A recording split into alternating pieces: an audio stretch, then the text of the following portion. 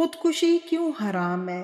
انسان کے متعلق امور کو دو حصوں میں تقسیم کیا جا سکتا ہے، ایک امور اختیاریہ اور دوسرے امور غیر اختیاریہ۔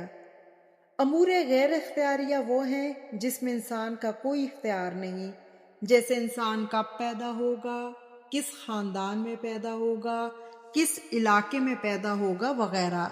یہ تمام امور اللہ تعالیٰ کے اختیار میں ہیں، جبکہ امور اختیاریہ وہ ہیں جس میں انسان کو انتخاب کا اختیار دیا گیا ہے، جیسے نیکی اور بدی میں فرق کرنا، اچھے اور برے راستے کا انتخاب کرنا۔ اللہ تعالیٰ نے انسان کو دونوں راستے دکھا دیے ہیں اور اسے اختیار دیا ہے کہ وہ جس راستے کو چاہے اختیار کرے۔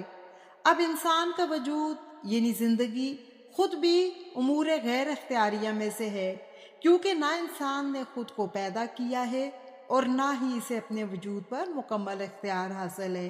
جس طرح انسان کو اپنی پیدائش پر اختیار نہیں، اسی طرح اسے اپنی زندگی کو ختم کرنے کا بھی اختیار حاصل نہیں۔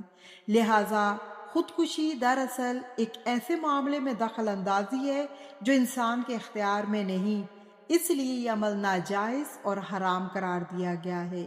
اس کو ایک مثال سے سمجھیں، جیسے کسی کو ایک مشین استعمال کے لیے دی جائے لیکن اسے بنانے یا ختم کرنے کا اختیار نہ ہو تو وہ اسے توڑنے کا مجاز نہیں ہوگا۔ اسی طرح انسان اپنی جان کو ختم کرنے کا مجاز نہیں۔ خودکشی کی حرمت کا ایک پہلو یہ ہے کہ اللہ تعالیٰ کی طرف سے ہے اور اللہ تعالیٰ حکیم ہے، اور اصول یہ ہے کہ حکیم کی طرف سے آنے والا کوئی بھی حکم حکمت سے خالی نہیں ہوتا، چاہے انسان کو اس کی حکمت سمجھ آئے یا نہ آئے۔